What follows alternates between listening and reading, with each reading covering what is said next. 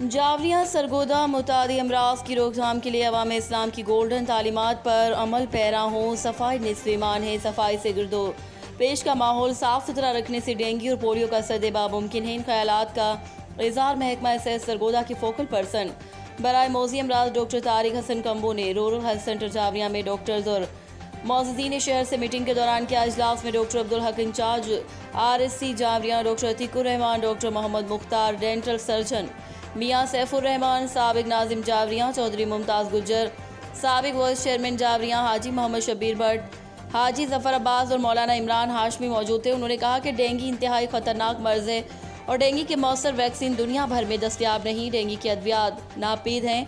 सिर्फ एहतियाती तदाबीर और सफाई बरकरार रखकर डेंगू की रोकथाम की जा सकती है। उन्होंने कहा कि शुमाली वजीरिस्तान के अलावा पूरे पाकिस्तान में पोलियो के केस नहीं हैं। ताहम अगर किसी बच्चे में अलामात ज़ाहिर हों तो महकमा सेहत के सिस्टम को इतला दें। ये आपके बच्चे की जान और मुआशरे की बका का सवाल है। रिपोर्ट जफर अब्बास, तहसील रिपोर्टर, शाहपुर, जावरियाँ।